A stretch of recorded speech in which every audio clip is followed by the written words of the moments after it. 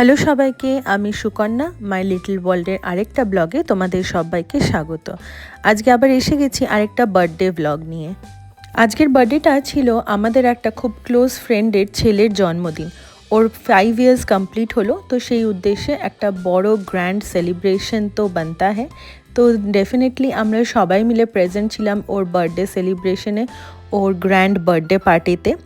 ও রিয়ানের থেকে কয়েক মাসের বড়। তো আমার ছেলে যেরকম কামিং এপ্রিলে 5 ইয়ার্স কমপ্লিট হবে, তো রেভাংশ যার আজকে বার্থডে, সে তার অলরেডি 5 ইয়ার্স কমপ্লিট হয়ে গেল এই সেপ্টেম্বর মাসে। তো সুতরাং সেই বার্থডে সেলিব্রেশনের একটা ছোট্ট ভিডিও নিয়ে আজকে তোমাদের সাথে শেয়ার করছি সব ডিটেলসগুলো। ওর বার্থডেটা যেখানে সেলিব্রেট হয়েছিল সেটা আমাদের বাড়ির খুব কাছাকাছি ছিল। ইনফ্যাক্ট এটা একটা রেস্টুরেন্ট, যে রেস্টুরেন্টটা সবাই মানে ওর প্যারেন্টসরা কি বুক করেছিল কিছু ঘন্টার জন্য। সেখানে এই সুন্দর করে ডেকোরেশন করে একটা সুন্দর কেক এনে রেভাংশের 5 ইয়ার্স বার্থডে সেলিব্রেশন করা হয়। আমাদের চেনাশোনা অনেক বন্ধু বান্ধবী সেখানে ছিল, সবাই আমরা মোটামুটি কাছাকাছি সবাই থাকি।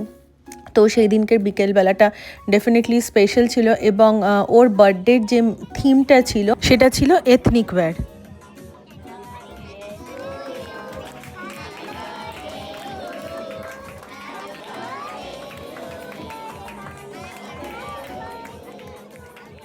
রেভাংশের বার্থডের কেক কাটিং হয়ে গেল, এবার কেক খাওয়া, তারপর অন্যান্য স্টার্টার্স খাওয়া হবে।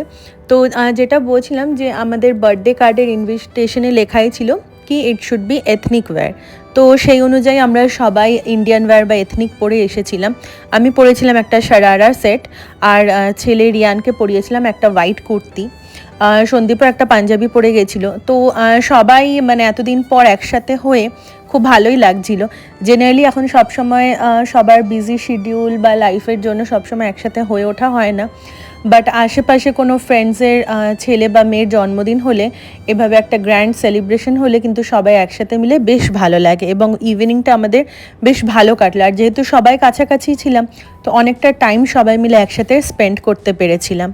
এখানে রিয়ানও রেভাংশের সাথে বাকি সমস্ত বাচ্চাদের সাথে একসাথে মিলে দাঁড়িয়ে কেক কাটিং হলো এখানে। আজকের ফুড মেনুটা পুরোটাই কেটার্ড ফুড ছিল, মানে যেহেতু ওরা একটা রেস্টুরেন্ট বুক করেছিল, তো সমস্ত ফুডের আইটেমসগুলো এই রেস্টুরেন্ট থেকেই ছিল।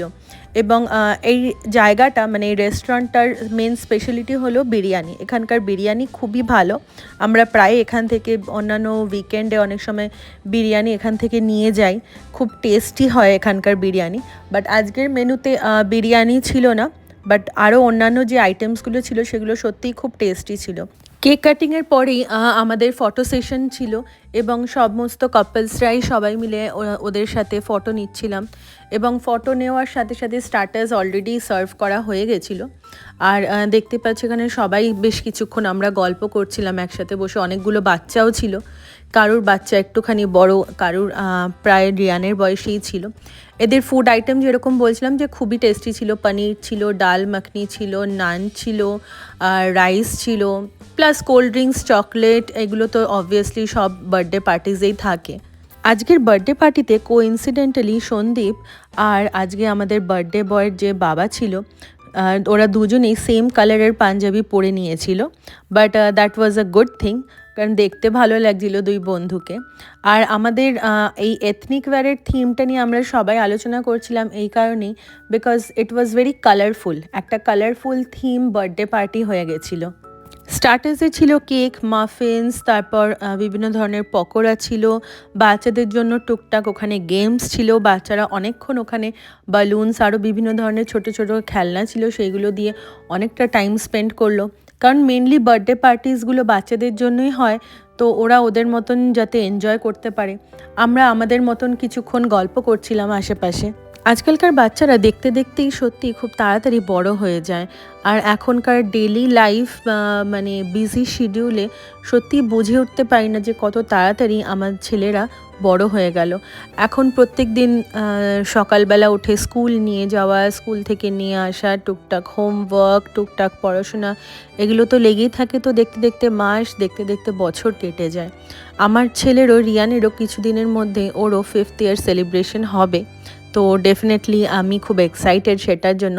দেখা যাক কিভাবে আমি সেলিব্রেট করব ওর 5th বার্থডেটা।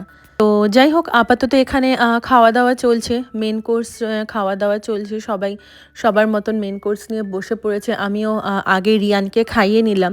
ও খুব একটা বেশি কিছু খেলো না, কারণ ওর মন ছিল খেলার দিকে, কারণ অন্যান্য বাচ্চারা সব বেলুনস নিয়ে খেলছিল, তো ওরও খুব একটা খাওয়ার দিকে মন নেই। ডেফিনেটলি আমি কিছুটা ওর জন্য প্যাক করে নিয়ে আসলাম বাড়িতে, কারণ আমি জানতাম বার্থডে পার্টিজে গেলে ওই কেক আর একটুখানি মাফিনস আর টুকটাক চকলেটস ছাড়া খুব একটা কিছু খেতে চায় না। বসিয়ে খাওয়ানোটা খুবই ডিফিকাল্ট হয় আমার মাঝে মাঝে। তো তাই জন্য আমি অনেক সময় একটুখানি রাইস প্যাক করে নিয়ে আসি ওর জন্য। At the end of the birthday party সমস্ত বাচ্চাদের জন্য যেরকম রিটার্ন গিফটস রাখা হয়, এখানেও তেমনি বাচ্চাদের জন্য রিটার্ন গিফটস রাখা ছিল। তো আমরা সবাই রিটার্ন গিফটস নিয়ে তারপর আস্তে আস্তে আমরা বেরিয়ে যাব। আজকের এই বার্থডে ব্লগটা এখানেই শেষ করছি। তোমাদের কেমন লাগলো ডেফিনেটলি কমেন্ট সেকশনে জানিও। Thank you for watching. This is Sukanya signing of.